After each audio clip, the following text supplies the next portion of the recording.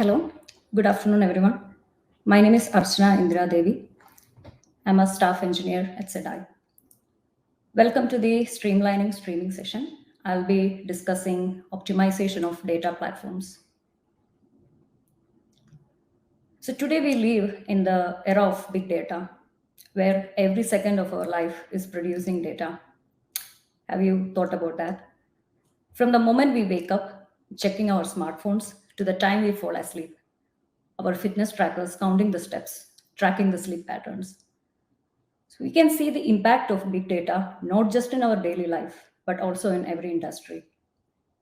So we are familiar how smart the banking industries have become in detecting the real-time fraudulent transactions.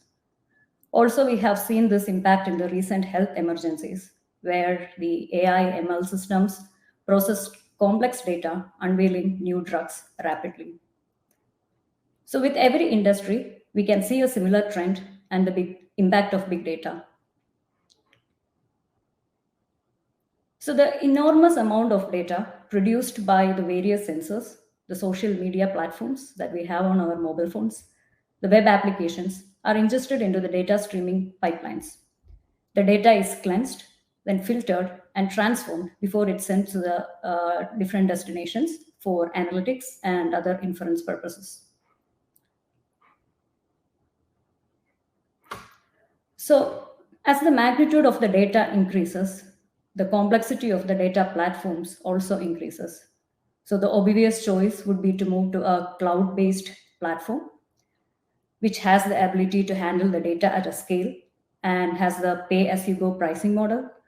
The built in features like security, data backup, disaster recovery, etc.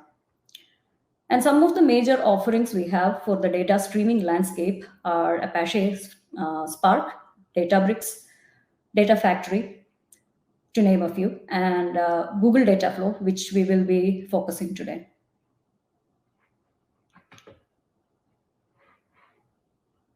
So the cloud platforms also comes with its own challenges, and cost being the major one, right?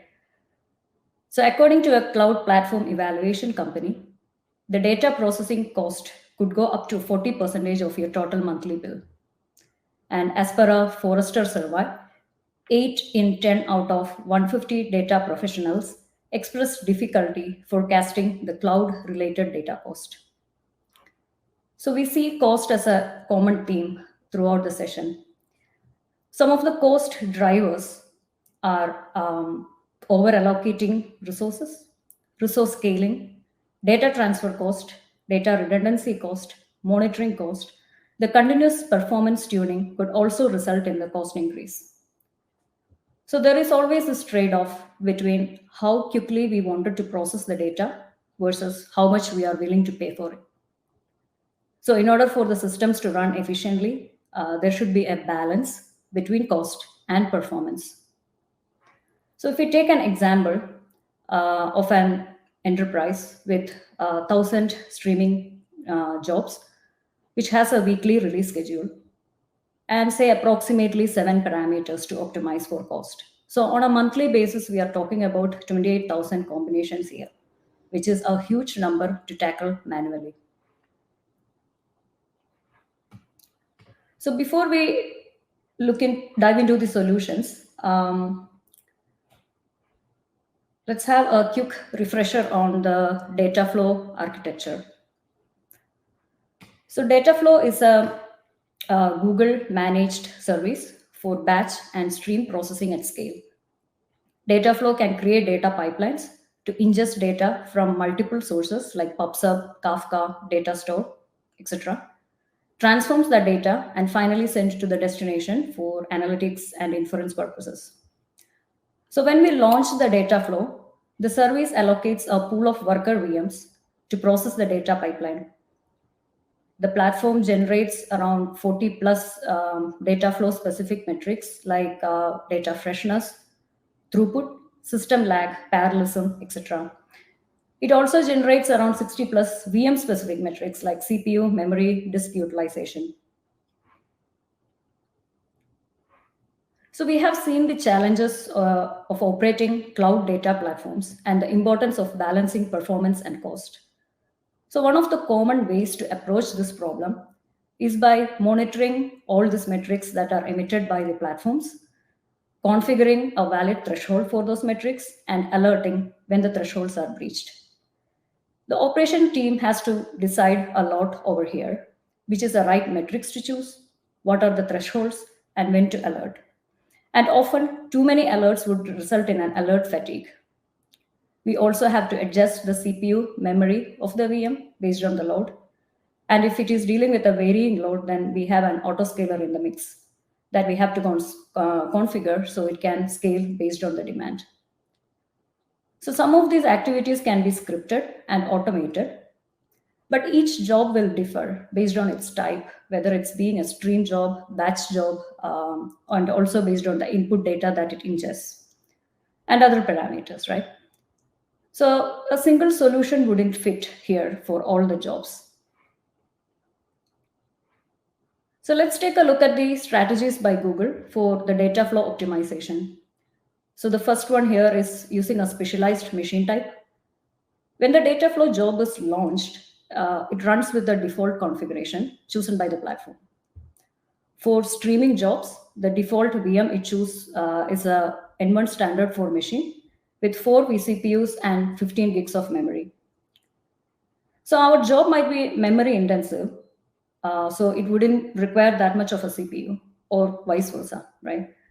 So this results in idling of resources, adding to the cloud bill.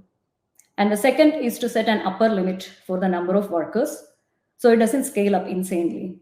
And the default limits we are talking here for streaming is 100 and batch job is thousands, which could also affect the cost if not monitored properly.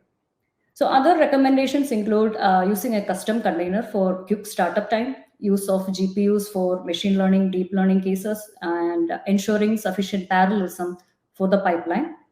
Then we have to tune the memory to prevent any out-of-memory errors that could result in job failures. And finally, optimizing the pipeline code. So a lot of parameters are involved in these strategies, like CPU, memory, machine type, disk size, worker count, parallelism, to name a few.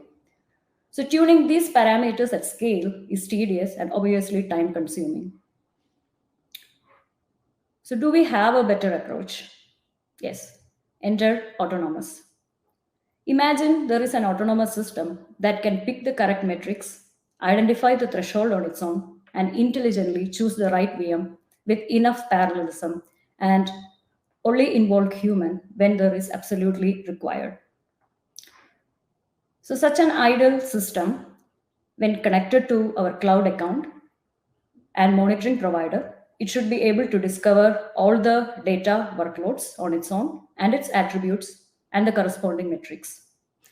So by correlating all this information, it should be able to infer the job's behavior, estimate the cost, and also identify the opportunities for optimizations. So once those opportunities are identified, it should safely apply those new configurations and then evaluate the efficacy of the new configuration. And this has to happen on a continuous loop until no more optimization is required using the reinforcement learning techniques. So obviously, it has to back off and involve a human when anything goes wrong here. With that, let me introduce Sedai's autonomous optimization of data flow. We can see an example data flow account on the bottom of the screen, which has an opportunity of around 32% annual savings in cost. On the right side, we can see a recommendation for one of the GCP data flow streaming jobs, where we can see the system chose a cost-effective machine with reduced CPU from N1 standard 4 to an E2 machine, which resulted in 40% of cost reduction. And it also adjusted the min-max workers based on the new configuration. So this data flow solution is available GA and available for trying out. Sedai is also working on the autonomous optimization of other streaming platforms like Databricks, Snowflake, which will be available in the coming days. So this concludes this short session. Thank you for joining me.